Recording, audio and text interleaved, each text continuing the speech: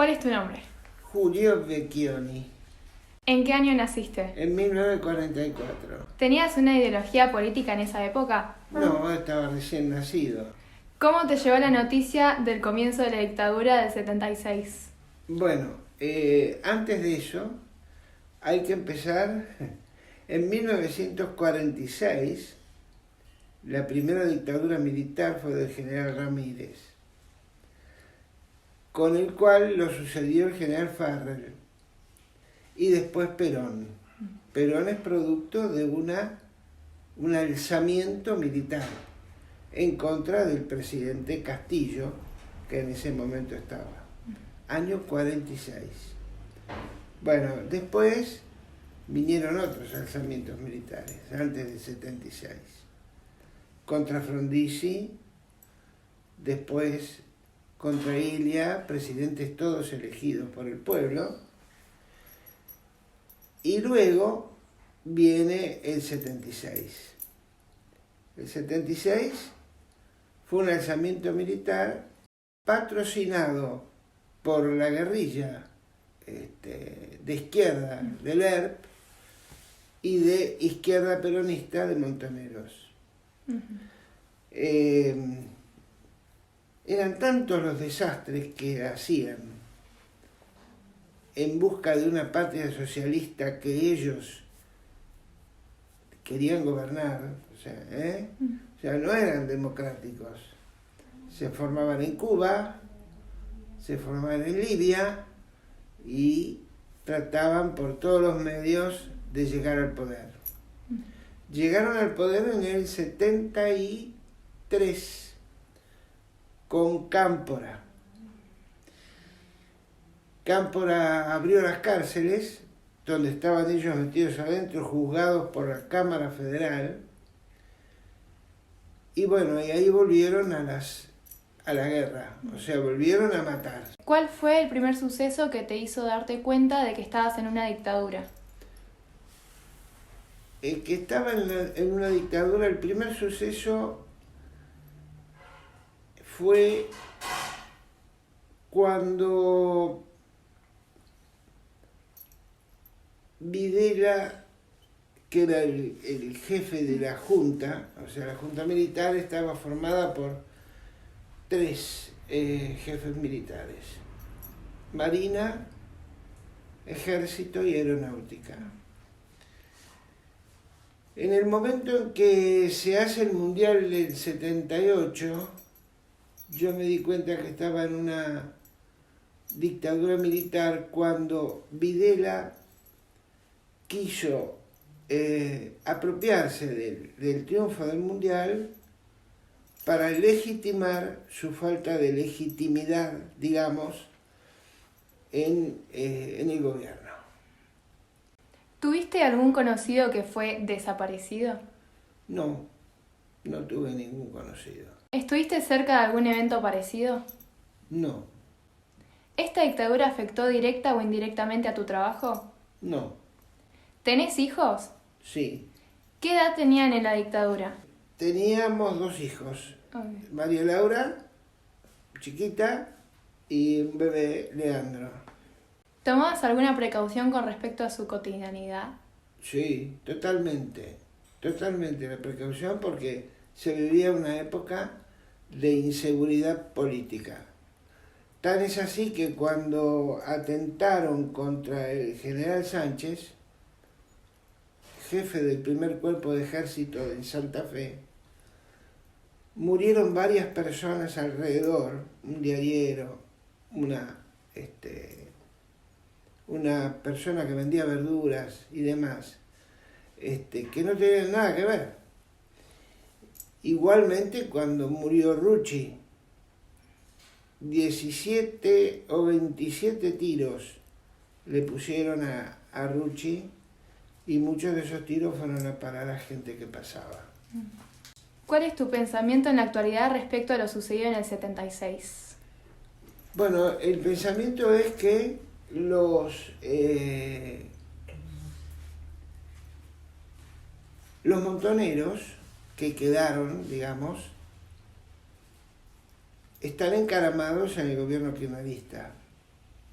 hay bastantes montoneros ahí, o sea, gente ya mayor que están ahí.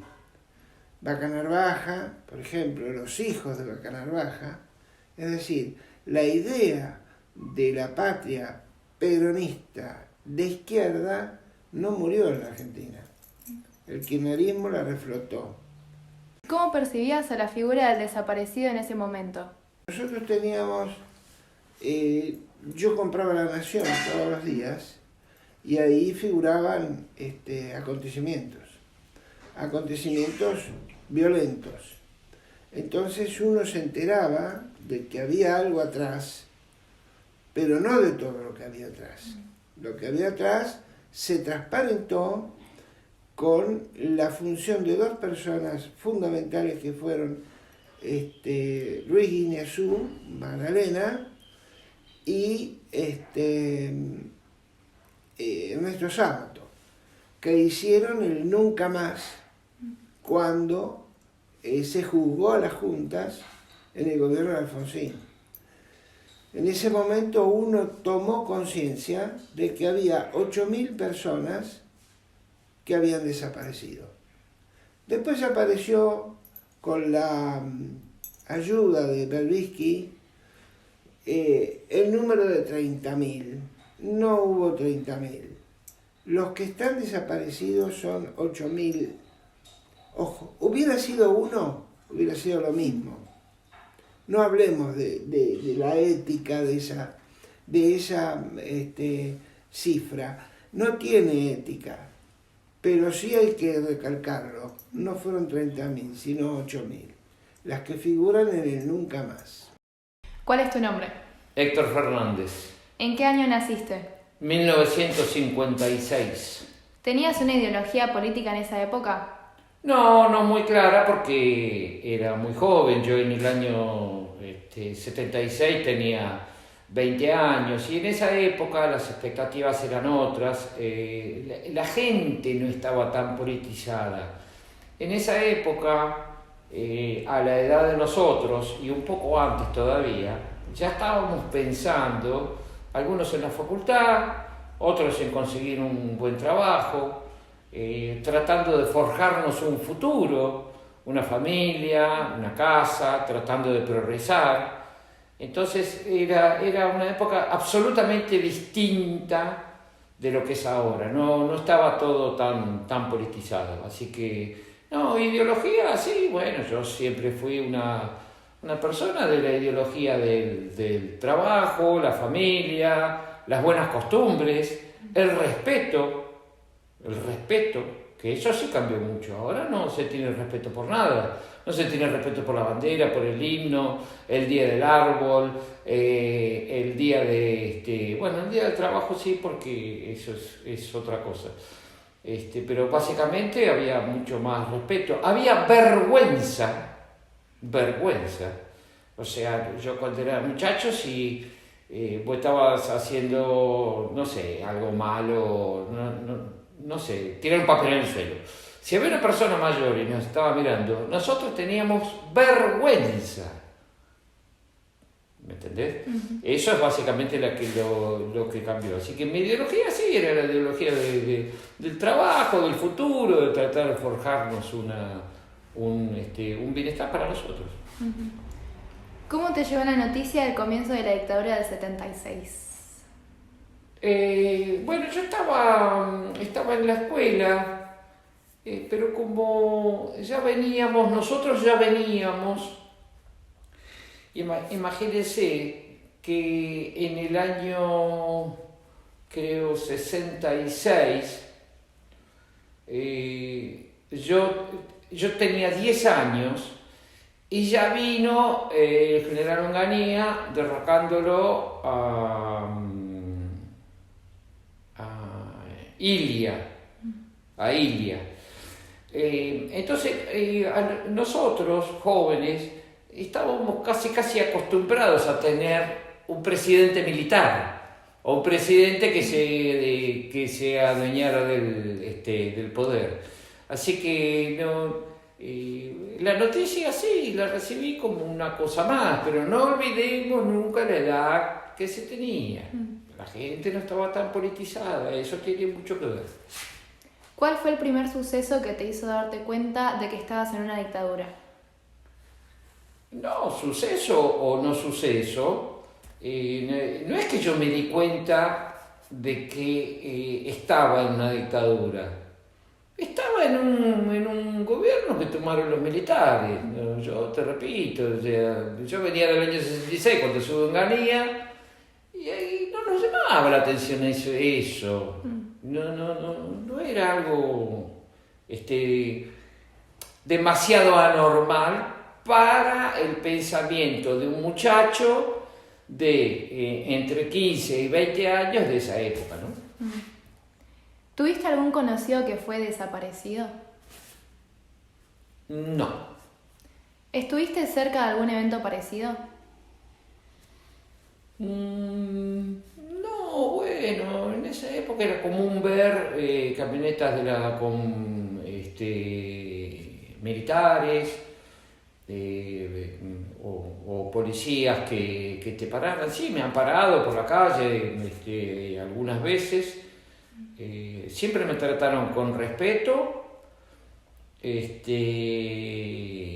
bueno, me mostraba mis documentos, los tipos no se iban. Es más, a mí una vez, viniendo yo en esa época, trabajaba en Mar del Plata y vine hacia Buenos Aires, que era donde vivía con mi mamá y mi papá. Y me olvidé los documentos, o sea que viajé sin documentos. Y justo cuando me estaba por bajar del auto, aparecen 3 camionetas con militares. Bueno, no tenía documentos yo, pero estaba parado en la puerta de mi casa. Bueno, se bajaron, me preguntaron me pidieron los documentos, les expliqué lo que pasó, le dije la verdad. O sea, no lo voy a contar ahora porque es largo, es una soncera, pero ¿por qué yo no tenía documentos? Le dije que estaba parado en la puerta de mi casa, que adentro de mi casa tenía un documento, una cédula de identidad vieja. Y bueno, viene un oficial de mayor rango, pregunta lo que pasaba, la persona que me estaba pidiendo los documentos le dijo que me los había olvidado, así. Entonces, refiriéndose a mí, el oficial me vuelve a preguntar, ¿usted tiene un documento ahí adentro? Sí, le digo yo. Esta es la casa de mi mamá, adentro hay un documento, si usted quiere, toca timbre usted o toco timbre yo. Le puede preguntar a cualquier vecino quién soy, todos le van a decir mi nombre, de dónde vengo, cuántos años hace que vivo acá. Y me dice, bueno, si tiene documento vaya a buscarlo. Y cuando pasé por el frente de él, dijo, buenas noches, muchas gracias. Y se fueron. ¿Esta dictadura afectó directa o indirectamente a tu trabajo? No. ¿Cuál es tu pensamiento en la realidad respecto a lo sucedido en el 76? En realidad, para ser sincero, voy a tratar de ser lo más objetivo posible.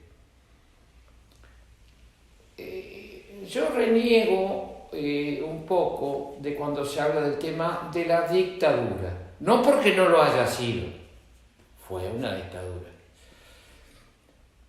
Los militares, para mi manera de entender, hicieron muchísimas cosas malas, muchísimas. Pero no olvidemos una cosa, también estaba el ERP y estaban los montoneros, que también hicieron muchísimas cosas malas, Entonces, yo si hablo con alguien de mi edad o un poco mayor de la dictadura, sin ser pro dictadura, sin serlo, pero no se puede analizar una sola parte, hay que analizar todo el contexto, ¿no es cierto? Porque vuelvo a repetir, en la dictadura los militares, la policía, los abusos que cometían, eso es indudable. Sí, pero también estaban los del ERP y estaban los montoneros. Cuidado con eso, Porque eso también tiraba el tiro. ¿Cómo percibías a la figura del desaparecido en ese momento? No sé, en mi época no se hablaba de eso. ¿Qué pensabas que era la razón de ser desaparecido? ¿Cómo la razón de ser desaparecido? Claro, ¿por qué desaparecía? Bueno, para mi manera de entender, eso es uno de los tremendos errores que cometieron los militares. ¿Por qué? Porque también se cometían a través de eso abusos. Entonces, si yo, sin ser de Lerp ni ser de Montonero, no sé, tenía un poco de poder económico y, no sé, por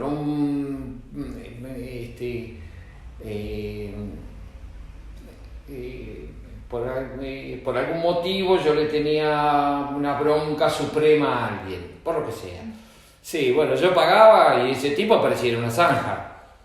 Y no tenía nada que ver con los serpianos ni con los montoneros. Claro. Esos abusos, claro, también se cometían. Y ese también era un desaparecido.